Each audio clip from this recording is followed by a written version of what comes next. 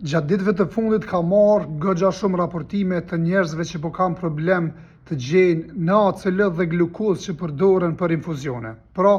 materiale se si të themi barna bazë që përdoren për secilën smundje ose për secilin problem shëndetësor të pacientëve.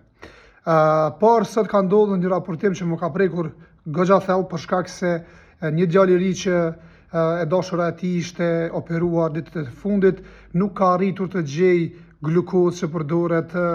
domethënë si infuzion, përdoret për infuzione. Ai është detyruar të dalë në veri të blej barna për shkak se nuk ka gjetur përveç në spitale, nuk ka pasur as në barnatore private. Ai ka dalë disa herë në veri dhe ka gjetur glukozën që domethënë barin që ju ka deshur, por ka thënë se ka nisur edhe atje të mos gjej. Pra edhe atje kanë shtërruar, ndërkohë që tregon raste të ndryshme se si pacientët e kanë lutur që t'ja shistin. Pra, pacientë të ndryshëm që kanë pas nevoja e kanë lutur personin në fjalë që t'ja shes glukozën për shkak se familjarët e tyre kanë pasur nevojë për të, ndërkohë që në spital s'ka pasur dhe në përbanatore nuk janë gjendur. Sipas tyre, siç edhe ka biseduar me farmacistë të ndryshëm, kanë thënë se problemi është krejtësisht e ligji ose nivelimi i çmimeve, gjë që e ka caktuar një margjinë shumë të vogël të fitimit prej 4 centësh për këto barna, për këto barna shumë esenciale, dhe kompanitë e huaja që sjellin domethënë barrat, thjesht e kanë parë Kosovën si treg të vogël dhe të pa interes për t'i sjellë. Ndërkohë që ai alarmon për një situatë goxha emergjente nëpër spitale, por edhe mungesë të hapave ose të barnave të ndryshme nëpër çdo barnatore private. Ai e ka sjellur një dëshmi të tij që tregon për situatën e tij dhe të njerëzve që i ka takuar dhe ju ftoj ta ndiqni. Ka pas një operim e dashura në QKK para një kohe. Dhe ke një rregull normalisht e mira është në mënyrë që ka trajtim më të mirë se sa viteve më herët në QKK, jemi i kënaqur me trajtimin e krejt, por çka ka qenë shokuese është kur kam tentuar me shku me ble glukozë edhe nuk kam gjetë as në barnatoret private, sepse është diçka që edhe nuk kushton shumë shtrejt, edhe ke një rregull edhe në vend 2, 3, 4, 10, 15, unë atje kërkon heq edhe dashë të më në veri,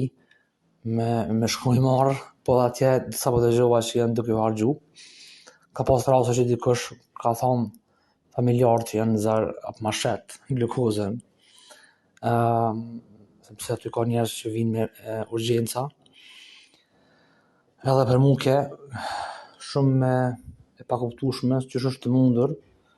që me mungu një diçka kaq bazike në nivel shtetëror.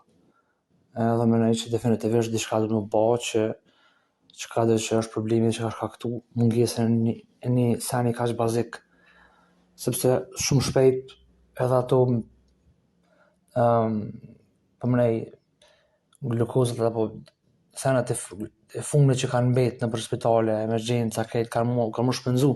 dhe njerëz kanë më detyru me shku ilegalisht me marrë. Kjo është tragjike, mos e pas glukozë, mos e pas NaCl, për arsye se është diktuar një çmim i saktuar, një margjinë e fitimit që kompanitë i largon nga Kosova. Unë nuk e di, nuk jam ekspert i kësaj fushë, po duket që është pak vendim pak i ngutshëm. Edhe mendoj që shumë njerëz ndëvujt për kësaj, po mbi të gjitha që ka është shumë e rëndësishme me cek, është që ky është një problem që është goxha si në heshtje ka shkon, edhe shumë shpejt kam harxhu komplet. Dozat e glukozës edhe na duhet të ishme qenë kujdesshëm mos mu heq.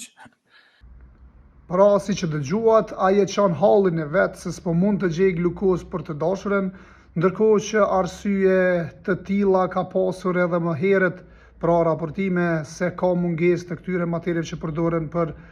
infuzione. Ka qenë rasti që u raportua edhe një javë më herët për spitalin e Mitrovicës që nuk ka NaCl që përdoret për infuzione, pra gjë që ka sjellur të shkarkimi drejtoreshës, mirë po duket se problemi është goxha më i madh. Situata ka qenë sepse është dashur më operu, më një familjar